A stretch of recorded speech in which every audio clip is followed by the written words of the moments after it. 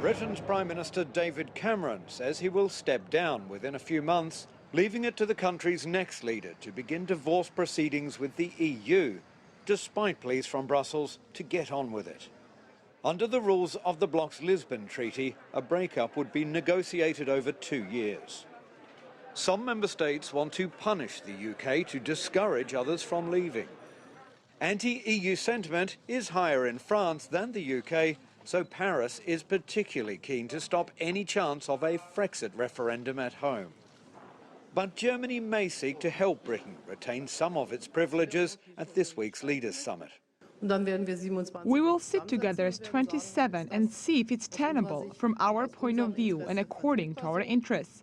There is absolutely no reason to handle this without being sensible. The issue of passporting will need to be sorted out. That's the official term for the free movement of money across the EU.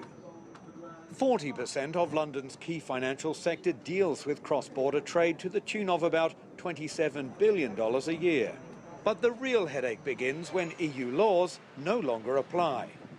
Thousands of pieces of legislation, currently covered by the EU on everything from trade to food safety, will now have to be rewritten back at Westminster.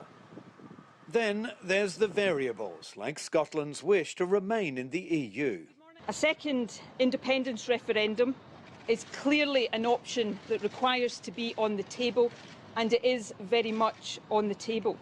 In the end, Britain may find it's not only dealing with the legal, economic and political headaches of a Brexit, but also the breakup of the United Kingdom. Jack Barton, CCTV, London.